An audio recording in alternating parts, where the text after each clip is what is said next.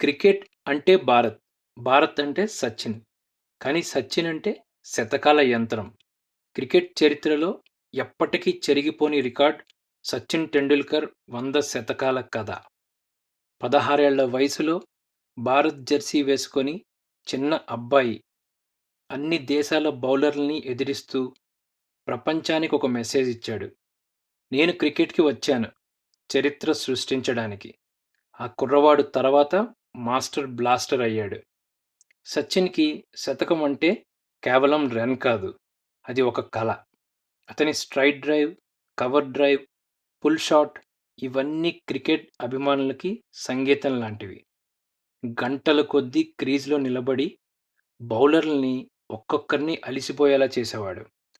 1990లో ఇంగ్లాండ్‌పై తన మొదటి శతకం కొట్టిన తర్వాత సచిన్ ఆగలేదు. 1990లో, 2000లో ఏ దశాబ్దమైనా, ఏ దేశమైనా, ఏ బౌలర్ అయినా తన బ్యాట్ మాట్లాడేది ఒకే భాష. శతకాల భాష. అతను చేసిన శతకాల సంఖ్య పెరుగుతూనే వెళ్ళింది. 10, 20, 50, 80 చివరికి 99 వద్ద ఆగి ప్రపంచాన్ని ఉత్కంఠలో పడేశాడు మన మాస్టర్ బ్లాస్టర్. ఆ 100వ శతకం క్రికెట్ చరిత్రలోనే అత్యంత ఎదురు చూసిన ఇన్నింగ్స్. ఒక సంవత్సరం పాటు ప్రపంచమంతా ఇదే ప్రశ్న. సచిన్ 100వ శతకం ఎప్పుడు కొడతాడు? చివరికి 2012లో బంగ్లాదేశ్‌పై ఆసియా కప్ మ్యాచ్‌లో అతను 100వ శతకం నమోదు చేసి ప్రపంచం మొత్తాన్ని ఆనందంలో ముంచేశాడు.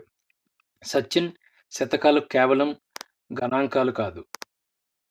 ఇవి కోట్లాది అభిమానుల మెమరీస్.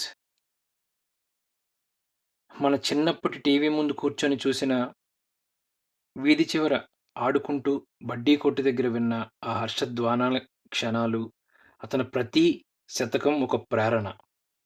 పరాజయం, గాయాలు, ఒత్తిడి ఏదైనా వచ్చినా అతను శాంతంగా నిలబడి బ్యాట్‌తో సమాధానం చెప్పేవాడు. 100 శతకాలు ఇది మళ్ళీ ఎవరు చేస్తారో తెలియదు. కానీ సచిన్ టెండూల్కర్ అనే పేరు క్రికెట్ ఉన్నంత వరకు నిలిచిపోతుంది. అతను కేవలం రన్స్ చేసేవాడు కాదు. ఒక దేశానికి ఆనందం ఇచ్చేవాడు.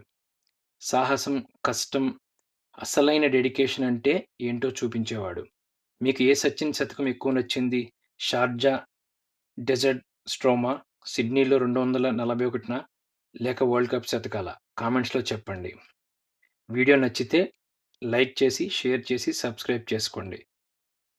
జై హింద్, జై క్రికెట్, జై భారత్, జై సచిన్.